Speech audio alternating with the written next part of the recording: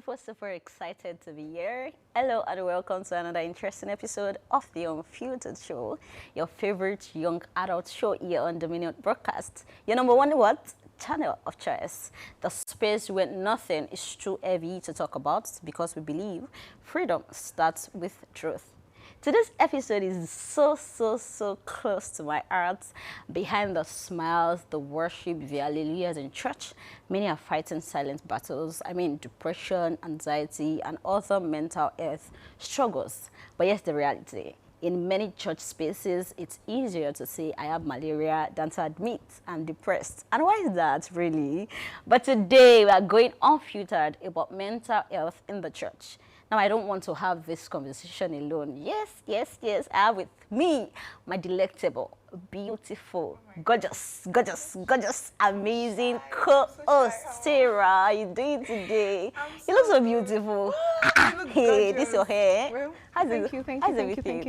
I'm good. All right, so your good to have you. glasses. Oh, thank you, baby.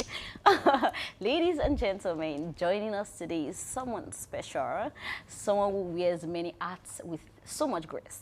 He is Olariwaju Oluwafikayode Victor, a creative mind studying theater arts at Redeemers University, a director and cinematographer whose passion for excellence and simplicity reflects not only in his art, but also in the way he connects with people.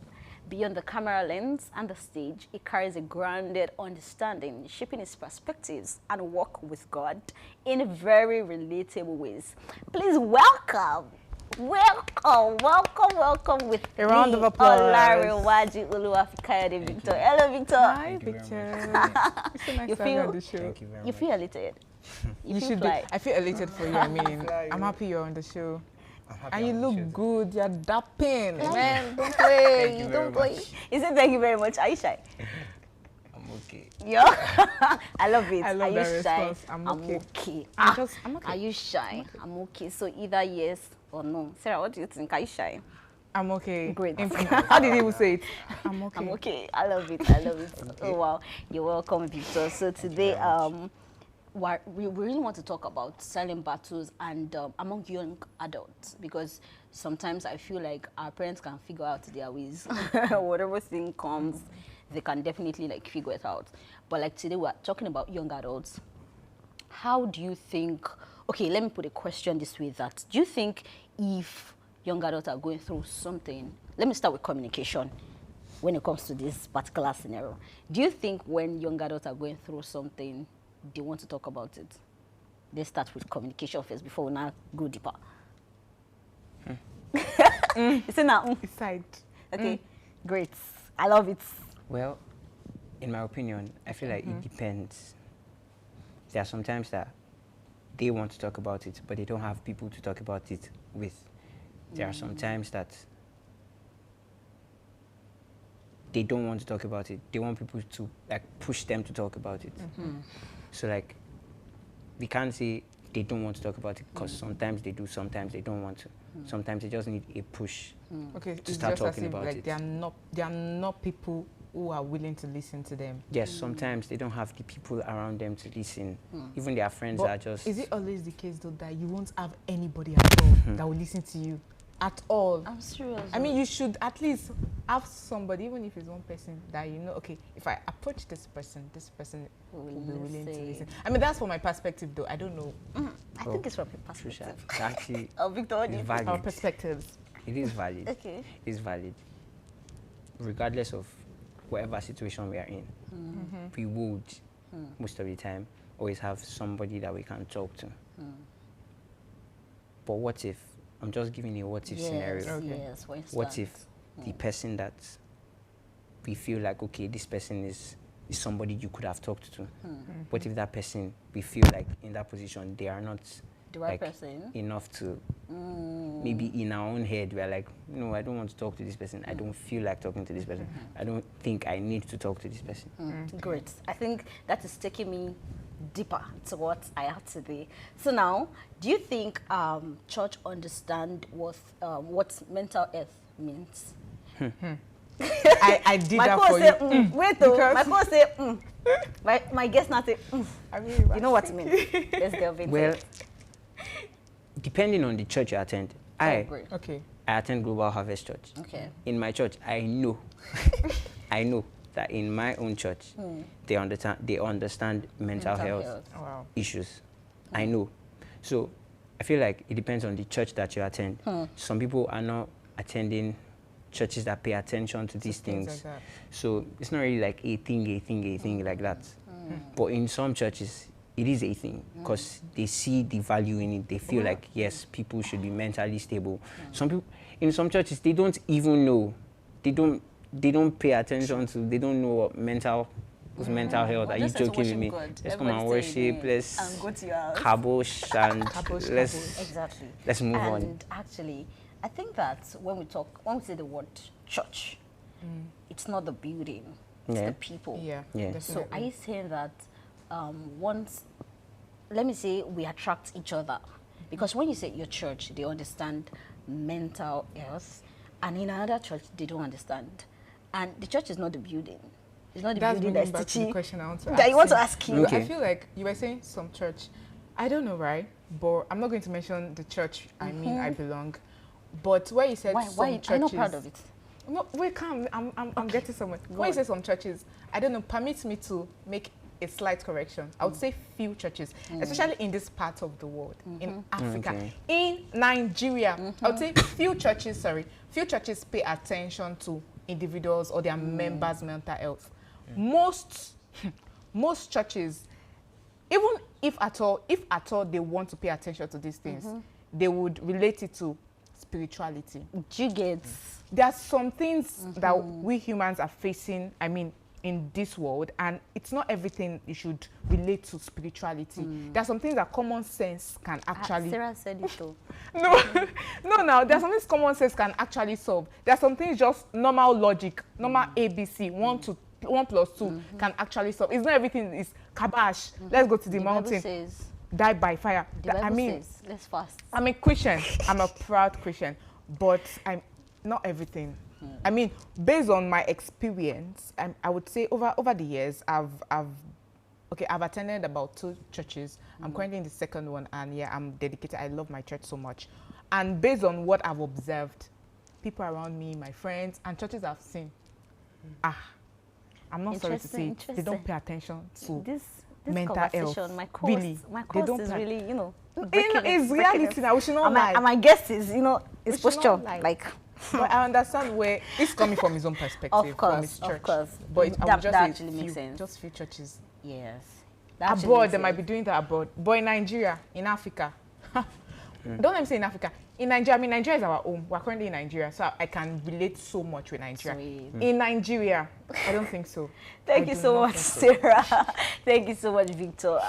Such an interesting conversation. And we actually wanted to know what everyday people think about this. So we asked, if you were depressed, would you tell your pastor or your family members? Let's see what people out there have to say. Depends on the kind of church it is. These days we've seen churches where they try to, the kind of people around in the church, they try to show some level of social hierarchy. They try to display some sort of imbalance between people. So, they separate the poor, in quotes, to from the rich. So I think it depends on the church, their values, and the kind of people in the church, basically. So yeah. Well, from my own hand, I believe we are Africans, and we live in a society of mixed, perceptions and understanding and faith, religions, and beliefs. Of course, we are in a society where a whole lot of people believe in religion as a solution to most of their challenges and issues of life. And yes, to many people, church might be a place where they think something like this can be dealt with. And to be honest, I wouldn't say for anyone that feels church is a place where their depression can be, channeled and can be helped, I wouldn't say they have a wrong decision to have taught a church. I'm a believer, and of course, I believe that in church, issues like this can be addressed? Sometimes we don't want to be judged. Just like I said, for the church, it depends on the kind of pastor, on the kind of relationship you have with the pastor. So sometimes, for someone like me, I don't like people judging me based on my experience or whatever mistake I've done. Humans are vain, so it takes a real man of God, like a real pastor, to be able to to be able to give judgments without necessarily, to be able to give advice or encouragement without necessarily judging you based on what you've done or based on whatever has happened. So I think, but my family members, we've been together since, so we can always talk to each other, can always be open to each other and all that. So yeah. Me, I would rather tell my family members for personal reasons, because my family members are equipped with the skills to deal with that certain thing. I'm not saying my pastor can't deal with it, but I would personally rather tell my family members. I believe a lot of people will have different opinion about this, because as a religious society where we are, anything happening to you, you gotta meet your pastor to talk to them about it. But for me, I feel my family members are the first persons that should know about something like this. If I'm facing difficulty or challenges, I feel my family members and friends should be the first person. Then after, it's you need to do the thing in religious way and your family to, but your family first before informing your pastor about it. It's left for me. Thank you. Welcome back. It's really a lot. For many people, the fear of being judged is greater than the desire to seek help. That's why so many battles remain silent. And I would want to ask Victor this question. Would you rather tell your parents, your family first, or your pastor what you are going through? I love this smile. I did that for you, so you don't have to do that. It depends. It depends, because I personally, I've gone through things in life where I did not tell my parents. I feel scared for you in life that you mentioned. Okay. I didn't tell my parents. I didn't tell anybody. I was going through a phase in my life, and like nobody at all. And then one day, I just broke down. I just started crying in my bedroom. I was just crying and crying and crying and crying. My parents came in and they're like, what's going on? This, that. Then my mom was, how was going on? Then she now called my brother. Then my brother now calmed me down. I did not still tell them like the main thing today. Wow. I didn't still, because I don't know. I just felt like this thing, I should talk to another person instead of them. Now, I'm not saying my parents are not well equipped to direct me. I get it. They are. As a matter of fact, my mom deals with teenagers, so it's like she knows what to do. But it's not just click that. Yes, that I should just tell them. And I spoke to my brother. I don't know. My brother did not tell them. I'm not sure I did tell them. But I spoke to my brother, and when I traveled to Ife, because my brother schools in OAU, and I traveled to Ife, I spoke to a couple of people to just like randomly just mentioned it here and there, and I was good. Like I was good. So I feel like for everybody it varies. Somebody might like off the bat go to his pastor. Yes. Yeah. On the other hand, another person can be like, it's my family, I need my mom, I need my dad, I need my brother, I need my uncle, I need my auntie, just their family member. Yes. Off the bat. So like it's your choice, it varies. Sarah, what do you Well, think? it varies. For me, what I'm about to say, people should not look at me and say I'm a bad guy. I'm not We a listen, bad we girl. don't judge. Exactly. I don't really buy the idea of going to your pastor. Oh, really? Wait, Okay. going to your pastor to share, to share your experiences, plural. Okay. No, it should be, because I've seen and I've heard of people, every little thing that happens to them in their life. Before they do anything, I mean, you're a religious person, you're a Christian, right? You should know that, okay, you pray and before you And consult speak your to God pastor. and all. For me, I would rather pray first. If at all I don't want to consult anybody, I'd rather pray to God first before. My pastor will be the last person I'll consult. I will consult my family or if I have friends I want to consult, I will consult. Because, not because I don't have, but right now, Seth, I don't think I have a very, very close relationship with my pastor. He's an incredible person, but I'm not the kind of person that would share my what you're going experiences with my pastor.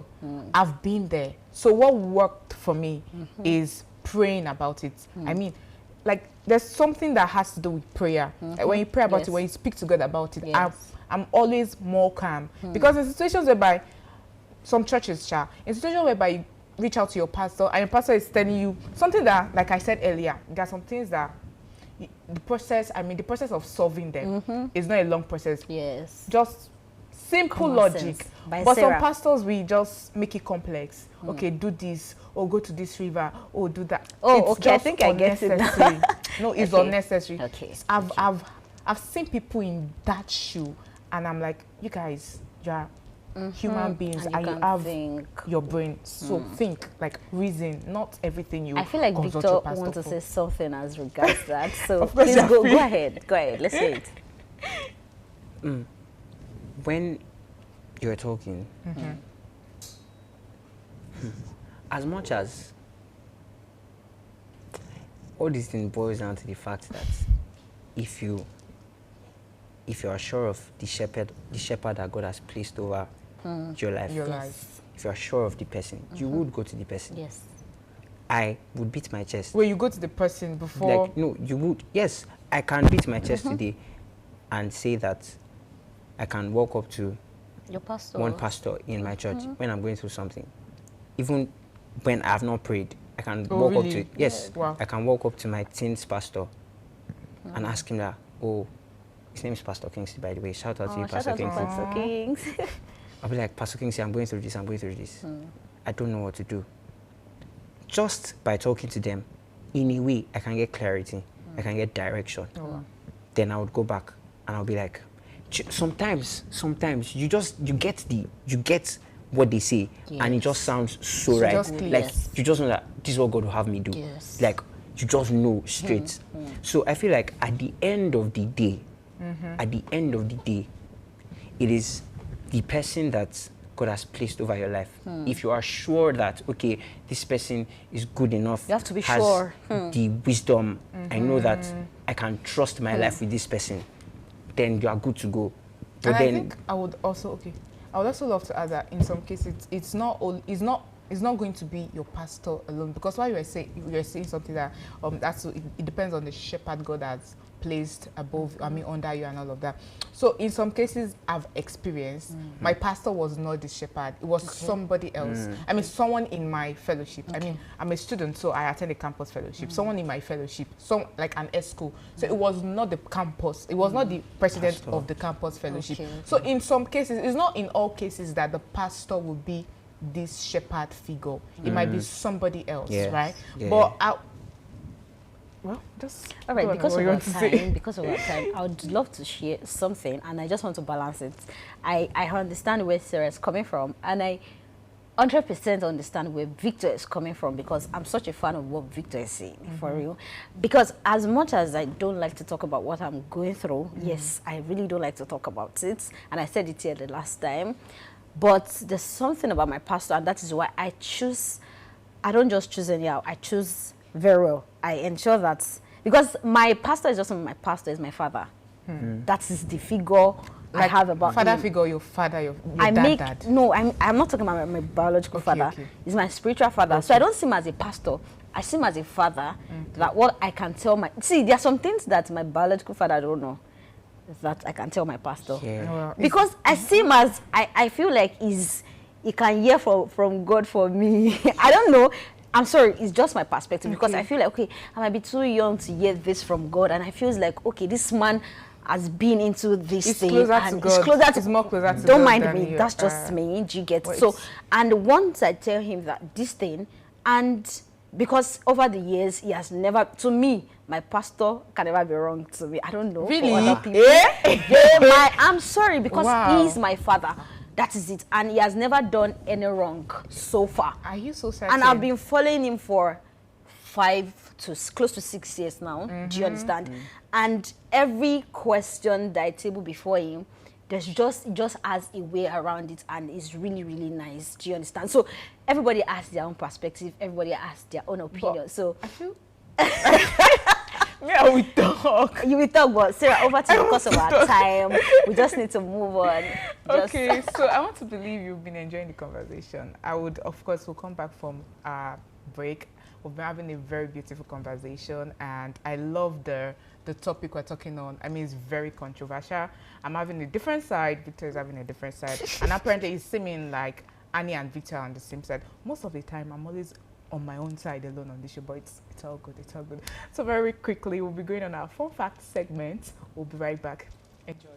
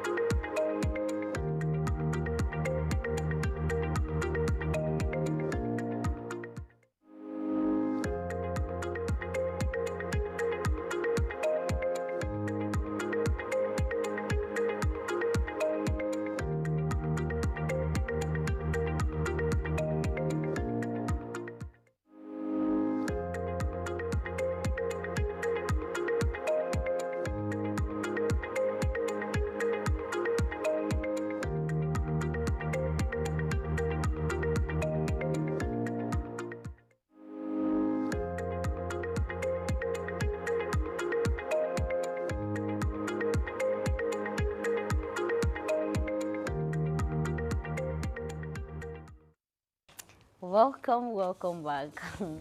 We've actually been having back and forth on this topic because I feel like this topic needs a part 2. Of course. We can't actually say everything here and right now, but right now we are going to be going into our game segment. I'm excited. And today we're doing something different, and we are not doing Never Have I Ever today, so we just want to do something different from the usual. Isn't you excited? So today, I would have preferred to do Never Have I Ever. Oh, really? Well, it's fine. Really? Yeah. Don't worry, next time. Don't worry, you would love this one too. Okay, so this game is all about, I would ask a question, I'll read something out for you. So you're going to express it with emojis.